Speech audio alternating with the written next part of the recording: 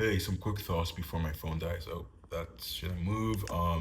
Real quick, Google just had some interesting shifts. Jeff Dean left the company to go do his own startup, which is backed by Google. I think that just comes with being Jeff Dean, so they have a lot of cool people on that team.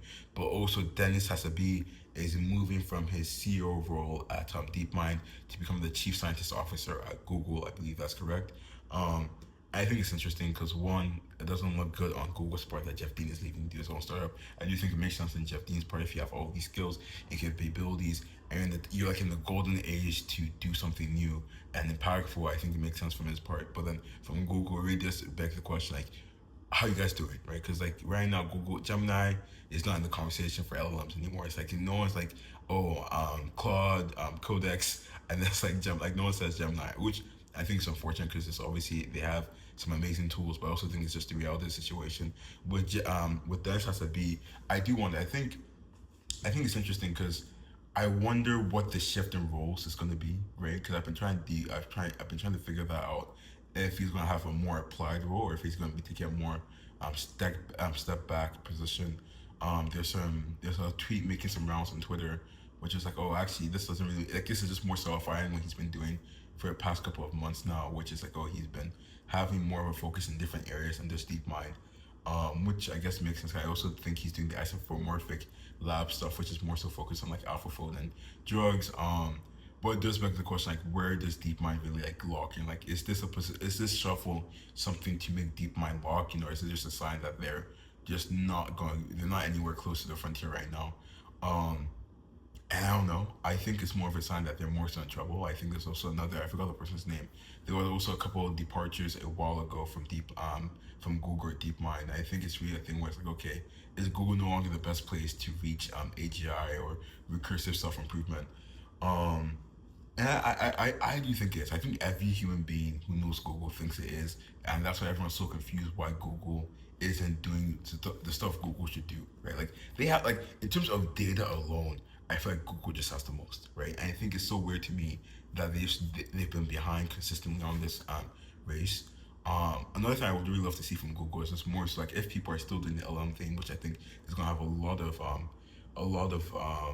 amazing breakthroughs. I also do think that they should focus more on Genie 3. I think that's like a very cool model. I do respect it a lot. I do respect the whole idea of built on warp model and the implications or the future outlook of it, understanding physics in some form. I think that's something they should do. But it seems like even on Genie 3, it seems like it's just going to be more of like a robotic simulator at heart. Like I think from what I'm seeing now with the whole warp model space, everyone has seemed to do like a quick step into the robot foundation model space. I think that makes sense because like when you think about warp models, what's the quickest application, right? It's gonna be robot simulation and training them in those environments.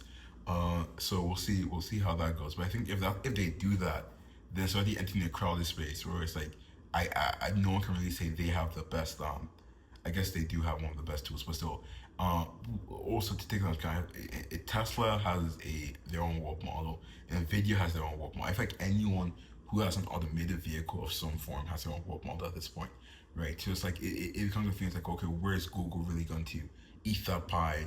And I think they're much better off like trying to just understand physics, but then you also have to ask yourself when you say like understand physics, what does that mean, and what are the downstream applications of that? But I think I don't even know. I think in terms of computer graphics, there's obviously some amazing applications there, but VO3 is already like doing very well in that sense.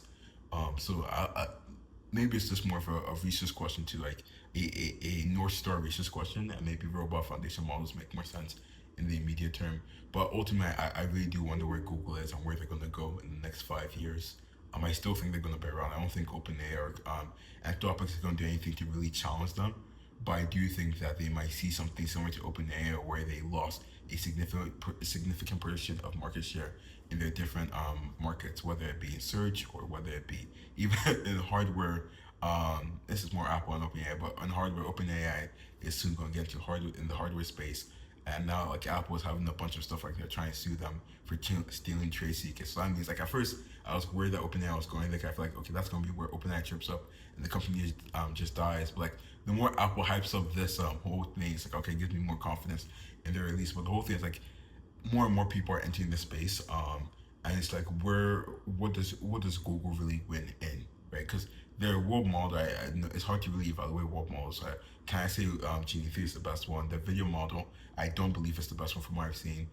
So right now, Google just has the breadth, but in terms of the best depth, they don't have that. So how are they going to get there? It's a really interesting question. But besides that, I have nothing else to say. So have a great day.